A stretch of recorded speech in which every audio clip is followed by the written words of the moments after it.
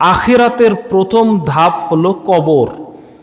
Fine নাজা মিনহু, যে ব্যক্তি এখান থেকে নিষ্কৃতি পেয়ে যাবে, ফামান বাদা আইসারু মিনহু, পরবর্তী পদক্ষেপ তার জন্য সহজ হয়ে যাবে।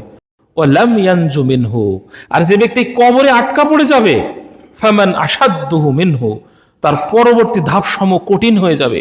কারণ এই কবরের পরে তার রয়েছে কিয়ামত, রয়েছে হিসাব, ফুলসিরাত, মিজান, রয়েছে বিভিন্ন ধরনের কঠিন শাস্তি। তারপরে আপনাকে যেতে হবে আমলনামায়।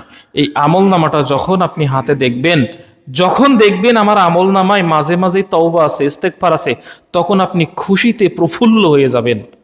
ইস্তেগফার এমন জিনিস, ইস্তেগফার এমন একটা আমল, ইস্তেগফার করতে হলে অজু লাগে না, ইস্তেগফার করতে হলে সময় লাগে না, ইস্তেগফার করতে হলে রাত দিনের প্রয়োজন হয় না। আপনি যখন তখন আল্লাহকে বলতে পারেন, আল্লাহ আপনি আমাকে মাফ করে দিন। তাহলে শাবান মাসের প্রথম কাজ হবে আমাদের কি করা? ইস্তেগফার করা, তওবা করা। আল্লাহ কোরআনে বললেন, রব্বি কুমুদনি, তোমরা আমাকে ডাকো, আস্তাজিব লাকুম, আমি তোমাদের ডাকে সাড়া দিব বলে। সুবহানাল্লাহ। আমাদের যারা আপনজন আছে, ভাই আছে, বোন আছে, মাতা পিতা আছে, সন্তান সন্ততি আছে, কোনো প্রয়োজনে যদি আপনি তাদেরকে ডাকেন, অনেক সময় আমাদের মায়েরা বৃদ্ধ হয়ে যায়, পিতারা বৃদ্ধ হয়ে যায়, বাসাতে থাকে, হয়তো পিপাসা লেগেছে, এক গ্লাস পানি চাইবে, সে বারবার ডাকতেছে, বাবা আব্দুল খালেক, বাবা আব্দুল খালেক, অসংখ্যবার ডাকতেছে। আপনি শুনেও না শোনার ভান করতেছেন, শুনতেছেন না, আপনি শুনেও না শোনার ভান করতেছেন, যে হয়তো ডাকলে কি বলবে না বলবে, কি আবল তাবল করবে না করবে, আপনি শুনতেছেন না, আপনি অ্যাভয়েড করে যাচ্ছেন। অথচ আল্লাহ বললেন, রব্বি কুমুদনি, আমাকে তোমরা ডাকো, আস্তাজিব লাকুম, আমি তোমাদের ডাকে সাড়া দেব। আমি যেখানেই থাকি, যে অবস্থাতে থাকি, তুমি যেভাবেই ডাকো, যেভাবেই ডাকো না কেন, যেখানেই থাকো না কেন, তুমি আমাকে ডাকো, আমার কাছে তওবা করো, আমি তোমার ডাকে সাড়া দিব বলে। সুবহানাল্লাহ। তাহলে তওবা কেন করতে হবে? রাসূল সাল্লাল্লাহু আলাইহি ওয়াসাল্লাম বললেন, কুল্লুনা খাত্তাউন, প্রত্যেকটা মানুষই গুনাহগার।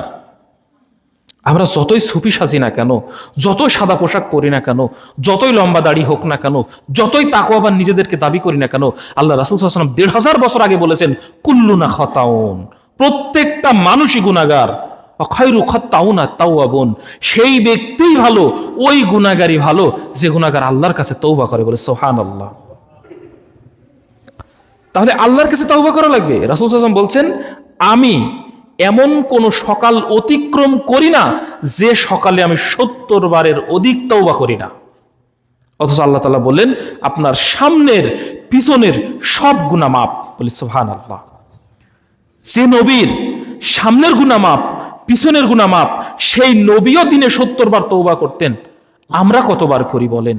এটাই মূল বিষয়। তাহলে এই মাসের প্রথম কাজ আমাদেরকে তওবা করা, আল্লাহর রাস্তায় ফিরে আসা, আল্লাহর কাছে মাপ চাওয়া।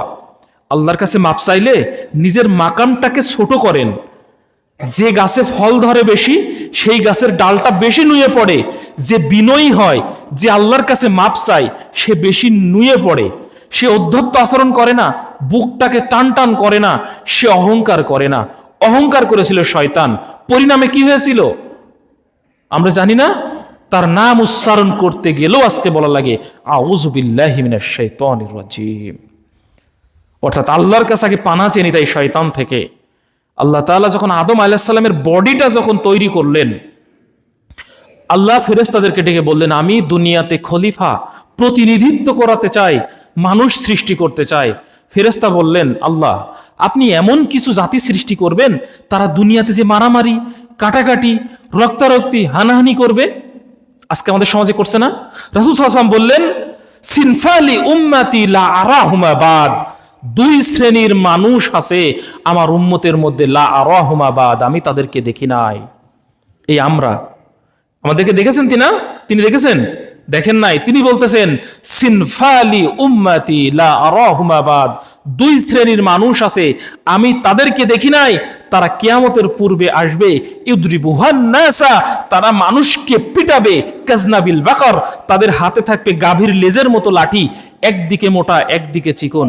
আজকে প্রশাসনের লোক, আর্মির লোক, পুলিশের লোক, স্কুল কলেজ মাদ্রাসায় যারা শান্তিকামী, যারা ইসলামী দিন প্রতিষ্ঠা করতে, তাদেরকে মার খেতে হয় না? এই মানুষদেরকে উদ্দেশ্য করে বলতেছেন রাসূল সাল্লাল্লাহু আলাইহি ওয়াসাল্লাম, সিনফালি উম্মতি লা আরাহুমা বাদ, দুই শ্রেণীর মানুষকে আমি দেখি নাই কিয়ামতের পূর্বে আসবে, ইদরিবু হান্নাসা, তারা মানুষকে পিটাবে, কাজনাবিল বাকর, তাদের হাতে থাকবে লাঠি, একদিকে থাকবে মোটা একদিকে থাকবে চিকন।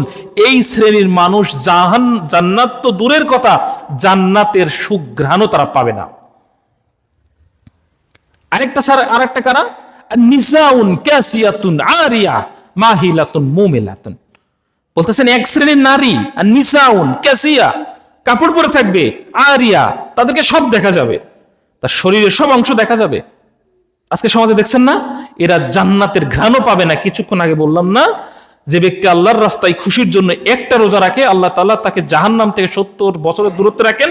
ঠিক জান্নাতও তেমন, কয়েক হাজার বছর থেকে, কয়েক হাজার দূরত্ব থেকে জান্নাতের সুঘ্রাণ পাওয়া যাবে। কিন্তু এই শ্রেণীর মানুষ ওই জান্নাতের সুঘ্রাণও তারা পাবে না। একটা হলো যারা মানুষকে পিটায়, কথায় কথায় মারে, তাদের হাতে থাকে লাঠি। আর দুই নম্বর হলো এক শ্রেণীর মহিলা আছে, তারা হেলে দুলে চলে, এমন পোশাক পরে, মাহিলাতুন মুমিলা, একবার ডানে যায় একবার বামে যায়, তারা পুরুষদেরকে আকৃষ্ট করায়, নিজেরাও আকৃষ্ট হয়।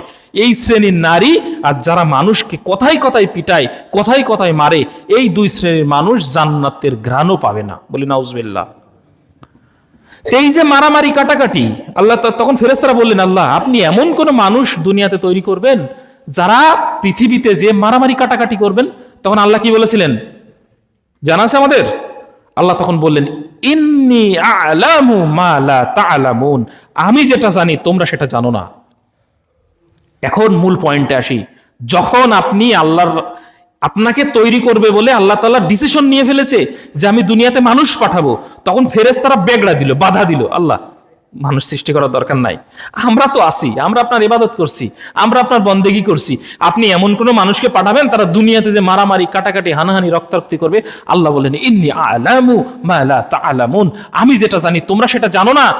অবশেষে যখন আমি দুনিয়াতে মানুষ রূপে আসলাম, যখন ফজরের আজান দেয় আল্লাহু আকবার বলে তাকবীর দিলাম, নামাজ পড়লাম, যখন আপনি সেজদা দিয়ে চুপি চুপি বললেন সুবহানা রাব্বিয়াল আ'লা, তখন আল্লাহ তাআলা আরশে আজিম থেকে বলে, আই ফেরেশতারা, দেখো দেখো দেখো, তোমরা তো আমাকে নিষেধ করছিলে দুনিয়াতে মানুষ পাঠিও না, আমার বান্দা কত আরামের ঘুম সে লাথি মেরে ফেলে আজকে আমার ইবাদত করছে, বলে সুবহানাল্লাহ। তখন আপনাকে নিয়ে আল্লাহ আরশে আজিমে গর্ববোধ করে যে আমার বান্দা আমার ইবাদত করছে। তাহলে আল্লাহর ইবাদত করার প্রয়োজন আছে না নাই? যখন আদম আলাইহিস সালামকে তৈরি করবেন, পৃথিবী থেকে মাটি নিলেন, তার বডিটা তৈরি করলেন, তার বডিটা তৈরি করে তাকে রুহু দিলেন, রুহু ফুঁকে দেওয়ার পরে যখন বললেন সবাইকে সেজদা করো, ফাসাজাদু, সবাই সেজদা করলো, ইল্লা ইবলিসা, ইবলিস সেজদা করলো না, ও কায়না মিনাল জিন্নি, সে ছিল জিনেদের অন্তর্ভুক্ত। আমরা বলি না সে ফেরেশতা, সে ছিল জিনেদের অন্তর্ভুক্ত। কোরআনের আয়াত, ও কায়না মিনাল জিন্নি, সে ছিল জিনেদের অন্তর্ভুক্ত। এমন ইবাদত বন্দেগী করলো, তার মাকাম পৌঁছা গিয়েছিল ফেরেশতাদের সর্দারের পর্যায়ে, জিনেদের সর্দারের পর্যায়ে, ফেরেশতা জিনদেরকে সে পরিচালনা করতে এমন মাকামে পৌঁছাই গেছিল। একটা সেজদা সে তরক করলো, সে বলল যে না আল্লাহ, সে আর্গুমেন্ট পেশ করলো, বললো আমি তো একে সেজদা করতে পারবো না, আপনি আমাকে তৈরি করেছেন আগুন দিয়ে, এই আদমকে তৈরি করেছেন মাটি দিয়ে, আগুনের স্বভাব ঊর্ধ্বমুখী, মাটির স্বভাব নিম্নমুখী, ঊর্ধ্বমুখী কোনো জিনিস নিম্নমুখী কোনো জিনিসকে সেজদা করা, this is the most unscientific. সে দাঁড় করালো, আর্গুমেন্ট দাঁড় করালো, যুক্তি দেখালো। আল্লাহ তখন বললেন, ফাহবিত মিনহা, এখান থেকে দূর হয়ে যা, আনতা তাকাব্বারা মিনহা, এখানে অহংকার চলে না, একমাত্র অহংকার চলে কার? আল্লাহর। শয়তান বিতাড়িত হলো। তখন শয়তান কি বলল শোনেন, হাদিসে কুদসি, তখন বলল আচ্ছা ঠিক আছে, আমি মেনে নিলাম, আমি চলে গেলাম, আমি বিতাড়িত হয়ে গেলাম, এবার আমি কি করব দেখেন।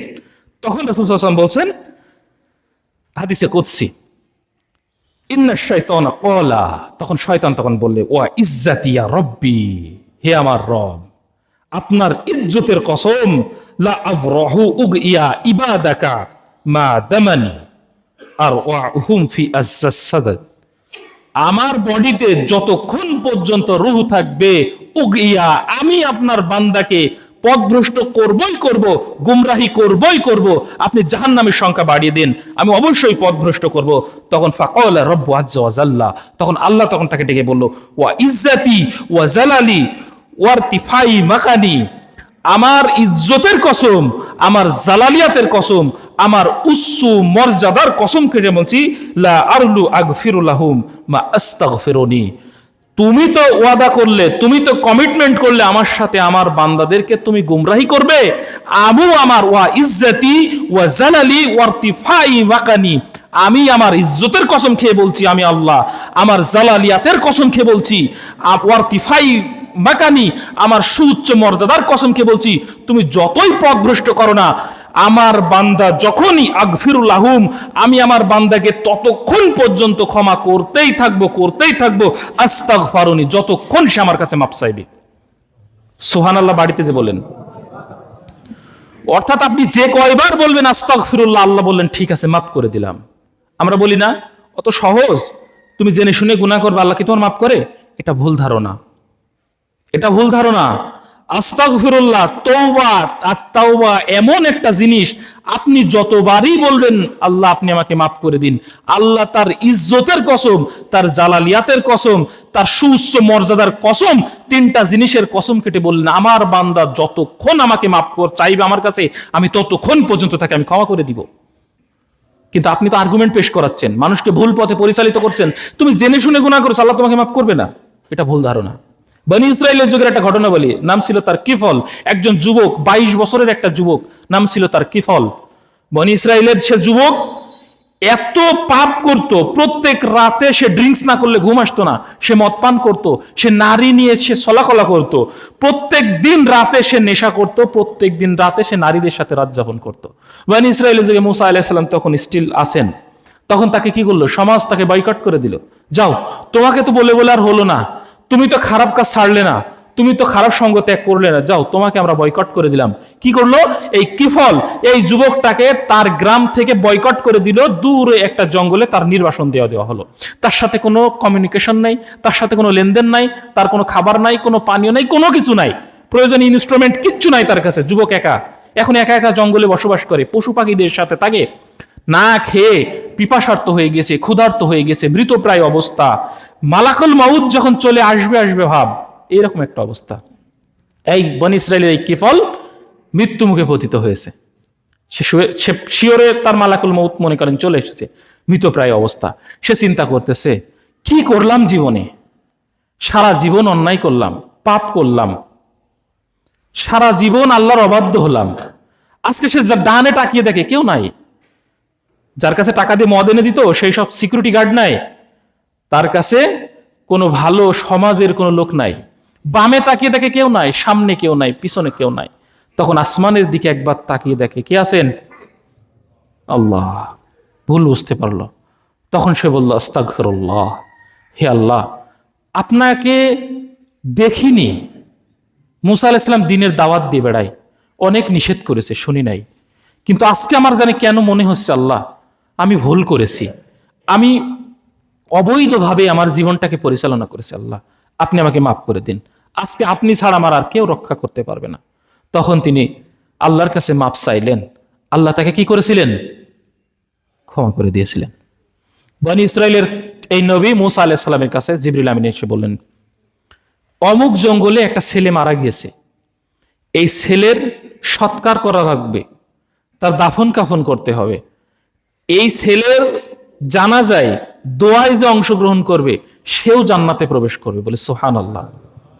বনি ইসরায়েলের লোকজন তো উৎফুল্ল হয়ে গেছে, কোন এমন আবেদ, কোন এমন আল্লাহর ভালো বান্দা, তার চেহারা মুবারকটা তো দেখার দরকার।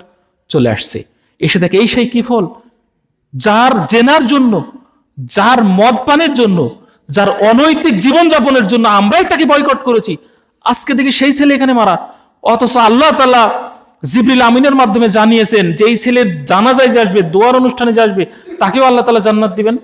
তখন তাকে জানিয়ে দেওয়া হলো, এই ছেলে মারা যাওয়ার সময় এমন ভাবে ইস্তেগফার করেছে, এমন ভাবে তওবা করেছে, এই তওবা বনি ইসরাইলের সমস্ত মানুষের যদি মাথাপতি ভাগ করে দেওয়া হয় সবাই মাপ পেয়ে যেত, বলে সুবহানাল্লাহ। তওবা করলে আল্লাহ খুশি হয়, তার মানে এই না এখন গায়ে জোর আছে, রক্ত গরম আছে, এখন পাপ করি, শেষ বয়সে তওবা করে দিব, এর মানে কিন্তু এই নয়। ধরুন আপনার হাতে একটা ছুরি আছে আর একটা মলম আছে, এখন ছুরি দিয়ে কাটলেই সাথে সাথে কেটে যায়, মলমটা দিলেই সাথে সাথে জোড়া লেগে যায়, তাহলে আপনার কোনো বুদ্ধিমান মানুষের কি উচিত হবে, মলম তো আছে, সমস্যা কি, বারবার কাটি বারবার দিই, কেউ কাটবে নাকি? কাটবে না। তার মানে আবার বললেন না যে তওবা তো আছে, গুনাহ করে যাই পরে তওবা করে নিব, এর অর্থ যেমন এরকম নাই, সব সময় সোচ্চার হতে হবে, তওবা করতে হবে, কারণ আল্লাহ তাআলা আরশে আজিমে থেকে সব সময় আপনার অপেক্ষায় আছেন, আপনি কখন বলবেন আস্তাগফিরুল্লাহ, আল্লাহ আপনি আমাকে মাফ করে দিন, আপনি আমাকে মাফ করে দিন। আমরা সূরা নাসর পড়ি না, কোরআন আল কারীমে 3টা সূরা আছে, 3 আয়াত বিশিষ্ট, আসর, নাসর এবং কাউসার। সূরা নাসরের মধ্যে আল্লাহ বলেন না ইন্নাহু কানা তাওয়াবা, আল্লাহর একটা নাম হলো তাওয়াব, এই তাওয়াব শব্দের শাব্দিক অর্থ হলো যিনি বারবার গুনাহ মাফ করে, বারবার গুনাহ মাফ করে। সুবহানাল্লাহি ওয়া বিহামদি।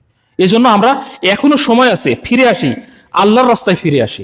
আল্লাহর রাস্তায় ফিরে আসলে আপনার পূর্বের যা গুনাহ আছে এই গুনাহগুলো সব নেকিতে পরিপূর্ণ করে দেওয়া হয়।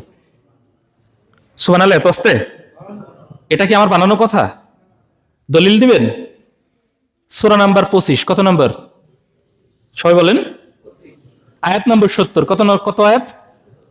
25 নম্বর সূরা, 70 নম্বর আয়াত, সূরা ফুরকানের প্রথম আয়াতে আল্লাহ বলছেন ইল্লা মান তাআবা, অতঃপর যে ব্যক্তি তওবা করলো, আল্লাহর রাস্তায় ফিরে আসলো, ও আমানা, এবং ঈমান আনলো, ও আমিলা আমালান সলিহান, কিছু ভালো কাজ করলো, ফাউলাইকা ইউবাদদিহুল্লাহু সাইয়্যাতিহিম হাসানা, পূর্বে যা গুনাহ করেছিল আল্লাহ সব গুনাহ নেকিতে পরিপূর্ণ করে দেয়। হঠাৎ আপনি গুনাহ করেছেন, বয়স 60 বছর, গুনাহ করেছেন বয়স 70 বছর, হঠাৎ করে মনে হয়েছে হায় আল্লাহ, এটা তো আমার জীবন না, এইভাবে চলার নাম তো জীবন নয়, তাহলে আমাকে তো আল্লাহর রাস্তায় ফিরে আসতে হবে, তওবা করতে হবে, ইস্তেগফার করতে হবে। আপনি সাথে সাথে বলেন আস্তাগফিরুল্লাহ, আল্লাহ জীবনে যা করেছি আর করব না, তাওবাতুন নাসি, এমন ভাবে তওবা করেছেন আর আপনি গুনাহ করবেনই না, আল্লাহর সাথে কমিটমেন্ট করেছেন। এইবার আপনি নামাজটা পড়লেন, সুবহানাল্লাহ আলহামদুলিল্লাহ বললেন, সে কথাই বললেন আমিলা আমালা সলিহান, আল্লাহ বলছে কিছু ভালো মন্দ কাজ করলো, কম বেশি ভালো কাজ করলো, ফাউলাইকা ইউবাদদিহুল্লাহু, আমি তার সমস্ত গুনাহকে সব নেকিতে পরিপূর্ণ করে দিলাম, বলে সুবহানাল্লাহ। এবার আপনি জীবনে যা গুনাহ করেছেন, সুদ খেয়েছেন, জেনা করেছেন, মদ খেয়েছেন, যাবতীয় গুনাহকে, তবে কমিটমেন্ট শর্ত হলো একটাই, তওবা করার পর আপনি আর নতুন করে গুনাহ করতে পারবেন না। আর পূর্বে যা গুনাহ ছিল আল্লাহ বলছেন এই গুনাহগুলো সব আমি নেকিতে পরিপূর্ণ করে দিলাম। তাহলে তওবা করার প্রয়োজন আছে না নাই? অবশ্যই আছে। তাহলে শাবান মাসের 1 নম্বর কাজ করবো আমরা কি? তওবা করবা। 2 নম্বর, আসন্ন শবে বরাত, আমাদের সামনে শবে বরাত আসছে না? শবে বরাত সম্পর্কে দুটো কথা বলে শেষ করবো ইনশাআল্লাহ বিইজনিল্লাহ। শবে বরাত, শবে বরাত শব্দটা কোরআনেও নাই, হাদিসে নাও, এটা একটা ফার্সি শব্দ, মারামারি করেন না আবার। হুজুর বলেছে শবে বরাত বলে, কোরআনেও নয়, হাদিসে নয়। আমি গত বছর ওই জমায় বলেছিলাম কিছু কিছু ফার্সি শব্দ আমাদের সাথে এমন ভাবে ওতপ্রোতভাবে জড়িত হয়ে গিয়েছে যে কোরআন সুন্নাহ শব্দগুলো আমরা একেবারেই ভুলতে বসেছি। জায়েজ আছে, তবে বলা জায়েজ আছে, তবে সব থেকে ভালো হলো কি করা? কোরআন সুন্নাহ অনুযায়ী ভাষা প্রয়োগ করা। যেমন সলাত বা সালাত, কিন্তু আমরা কি বলি? নামাজ। ফার্সি শব্দ বলেন, জায়েজ আছে, সমস্যা নাই। শবে বরাত শব্দটা কোরআন সুন্নাহর ধারের কাছেও নেই। শবে বরাত শব্দটা হলো ফার্সি শব্দ। শবে বরাত সম্পর্কে শব্দ আছে কি? লাইলাতুন নিসফে মিন শাবান, শাবান মাসের মধ্য রজনী আমাদের সামনে উপস্থিত আসছে। এখন এই শাবান মাসকে কেন্দ্র করে ওই যে বললাম কোরআন সুন্নাহ আইন প্রতিষ্ঠা করতে রাসূল সাল্লাল্লাহু আলাইহি ওয়াসাল্লাম 63-64 বছরের জীবনে মার খেলেন, দাঁত ঝরালেন, অসংখ্য জিহাদ করলেন। আর আমরা এই কোরআন সুন্নাহর আইন বাস্তবায়ন না করতে যে যত সব শিরকি আইন, যত সব বেদাতি মতবাদ নিয়ে আমরা ব্যস্ত। শবে বরাতের রাতে 12 রাকাত নামাজ পড়তে হবে, প্রথম রাকাতে এই সূরা, দ্বিতীয় রাকাতে এই সূরা, রুটি হালুয়া বানাইতে হবে, এই করতে হবে, ওই করতে হবে। মূল ফোকাস থেকে আমরা সরে যাই। শবে বরাতের সব থেকে উত্তম কাজটা হলো কি জানেন? 2টা কাজ করবেন না, একদম সহিহ হাদিস। আবু মুসা আল আশআরী রাদিয়াল্লাহু তাআলা আনহু বর্ণনা করতেছেন, তিনি বলেন যে এই শবে বরাতের রাতে, অর্থাৎ লাইলাতুল নিসফে মিন শাবানের রাতে, ইন্নাল্লাহা লা ইউতলিউ ফি খালকিহি, আল্লাহ তাআলা এই শবে বরাত, এই লাইলাতুল নিসফে মিন শাবানের এই মধ্য রজনীতে তার আত্মপ্রকাশ ঘটান, তার সমস্ত বান্দাদের দিকে দৃষ্টিপাত করেন। খুব ভালো করে খেয়াল করবেন, শবে বরাতের মূল যে ইবাদত, এই ইবাদত যেন আজকে থেকে মিস না হয়। 2টা ইবাদতের কথা বলেছি, একটা শিরক করবেন না, একটা কারোর প্রতি হিংসা রাখবেন না। এই দুটো করলে শবে বরাতের আমল আপনার হয়ে যাবে। আপনার রাত জেগে তাহাজ্জুদ পড়া লাগবে না, রাত জেগে রোজা রাখা আমল করা লাগবে না, তাসবিহ তাহলিল কিছুই করা লাগবে না। দুইটা কাজ করবেন। আবু সঈদ ইবনে মাজার 2303 নম্বর হাদিস, আবু মুসা আল আশারি রাদিয়াল্লাহু তাআলা আনহু বর্ণনা করতেছেন, তিনি বলতেছেন এই রাতে আল্লাহ তাআলা তার সমস্ত বান্দাদের দিকে দৃষ্টিপাত করে, ইয়াগফির লাহু ফি খালকি, তার সব উম্মতকে মাফ করে দেয়। বলে সুবহানাল্লাহ। আমরা যারা চাকরি করি, সরকারি বেসরকারি, রমজানের ঈদ আসলে বোনাস দেয় কিনা? বোনাস দেয়। এই লাইলাতুল নিসফে মিন শাবানের রাত মনে করেন বোনাসের রাত। এই রাতে আল্লাহ তাআলা আত্মপ্রকাশ করেন, এই রাতে তার সমস্ত বান্দাদের দিকে তিনি দৃষ্টিপাত করেন, ইয়াগফির লাহু, সবাইকে ক্ষমা করে দেয়, ইল্লা মুশরিকিন আও মুশাহিনিন, যে ব্যক্তি শিরক করে আর যে ব্যক্তি কারো প্রতি হিংসা বিদ্বেষ রাখে, এই দুই শ্রেণীর মানুষ ব্যতীত সমস্ত মানুষকে আল্লাহ মাফ করে দেয়। এবার আমলটা কি?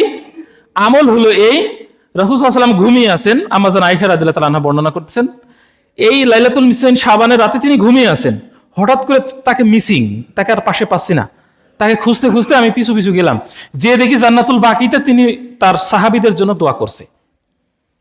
একটা বর্ণনায় পাওয়া যায় যে এই রাতে কবর জিয়ারতের কথা উল্লেখ আছে, আপনি করলে করতে পারেন, কিন্তু এই রাত্রে আপনি যদি খাস করে নেন, এই রাতে 12 রাকাত নামাজ পড়তে হবে, 16 রাকাত নামাজ পড়তে হবে, প্রথম রাকাতে সূরা জিলজাল, দ্বিতীয় রাকাতে সূরা ইখলাস, এইভাবে যদি নির্দিষ্ট করে নেন, এটা বেদাত বেদাত বেদাত। লাইলাতুল নিসফে মিন শাবানের নির্দিষ্ট কোনো আমল নেই। তবে হ্যাঁ, আপনি নামাজ পড়তে পারেন, 2 রাকাত 4 রাকাত তাহাজ্জুদ পড়লেন, নামাজ পড়লেন, কারণ আল্লাহকে ডাকতে তো নিষেধ নাই, কিন্তু এটাকে যেন ল বানিয়েন না, আইন বানিয়েন না যে আজকে এটা করাই লাগবে, কারণ রাসূল সাল্লাল্লাহু আলাইহি ওয়াসাল্লাম এই অথরিটি আপনাকে দেন নাই। রাসূল সাল্লাল্লাহু আলাইহি ওয়াসাল্লাম জানিয়ে দিয়েছেন এই রাতে আপনি কারো প্রতি হিংসা না করে, আল্লাহর সাথে শরীক না করে ঘুমিয়ে যান, আল্লাহ তাআলা আপনার প্রতি দৃষ্টিপাত করবে, আপনাকে মাফ করে দিবে। বলে সুবহানাল্লাহ। আর রমজানের ব্যাপারে যেটা বললাম, চান্দ্র মাসের 13, 14, 15 ওই লাইলাতুল নিসফে মিন শাবান, যেহেতু চান্দ্র মাসের রোজাও পড়ে যাচ্ছে, আবার শাবান মাসেও রোজা পড়ে যাচ্ছে, এই জন্য চান্দ্র মাসের 13, 14, 15 এই 3 দিন রোজা রাখতে পারেন।